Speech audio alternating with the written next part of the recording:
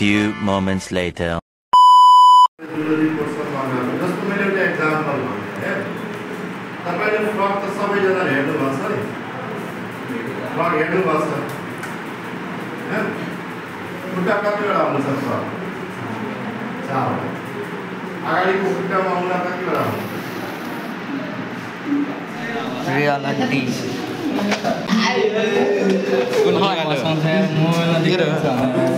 देखिन्छ कि लेन्स लेन्सबाट अनि ऊ आउनु पर्ने क्लियर आउनु नयाँ केही छैन भेट्नु पर्ने क्यामेराले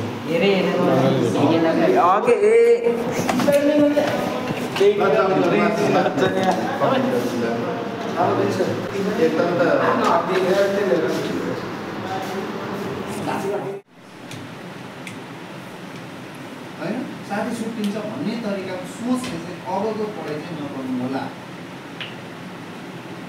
किनभने सबैको दिमाग एउटै हुँदैन कोही म्याथको ट्यालेन्ट हुन्छ कोही सामाजिक ट्यालेन्ट हुन्छ यसरी चाहिँ सब्जेक्टहरू चुज गर्नु जहाँ पढ्नुहोस् इट्स योर चोइस र कम्प्युटर साइन्स चुज गरिहाल्नु भयो वाट आफ्टर +2 त +2 पछि के गर्ने किनभने तपाईँको सोच त टाढा गएर पढ्नु होला या तपाईँले पढ्न खोजेको सब्जेक्ट चाहिँ छ छैन के छ त त्यो पनि सोच्नु पर्ने हुन्छ किनभने तपाईँ सानै हुनुहुन्छ बाबुले तपाईँलाई सानैदेखि कहाँ छोरी मान्छे टाढा पठाउने नजिकै पढाउने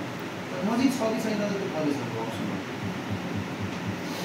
त्यो कुराहरू पनि ख्याल गर्नुपर्ने हुन्छ त्यही भएर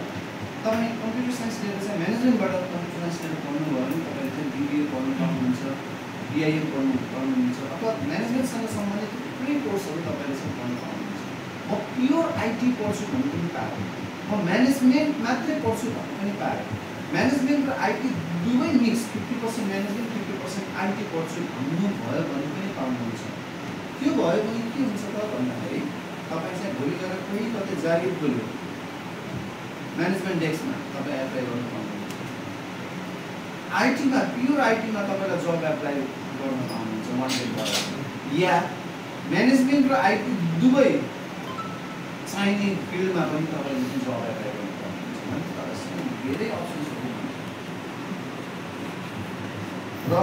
ख्याल गर्नु होला तपाईँलाई कम्प्युटर नलेज टेक्निकल नलेज भनेको तपाईँको एकदमै छिटो बिग्ने सब्जेक्ट हो तपाईँहरूलाई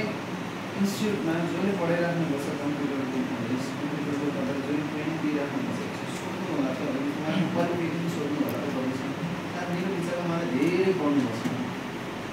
केही समय पनि ट्रेनिङ लिएर चाहिँ तपाईँलाई पढाउनुपर्छ एकाडेमिक क्वालिफिकेसन जहाँसम्म आइस अब यहाँ भन्ने पनि तपाईँलाई जिज्ञास होला अब तपाईँलाई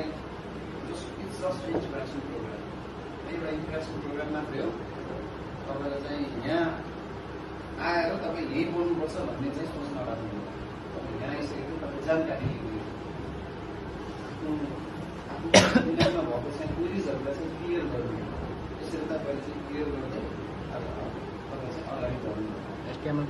कम्प्युटर साइन्सको साथीलाई चाहिँ हामी कम्प्युटर ल्याबमा छौँ यो हाम्रो ल्याब हो हामीसँग 28वटा कम्प्युटर्सहरू छन् हाम्रो इन्डिभिजुअल विषयमा चाहिँ हामी चाहिँ 1-जना विद्यार्थीहरू बसेर चाहिँ हामी चाहिँ कम्प्युटरमा प्र्याक्टिकल गर्छौँ यही पढ्ने कतिपय विद्यार्थीहरूलाई पनि सोध्न सक्नुहुन्छ तपाईँहरू हामी 2-3जना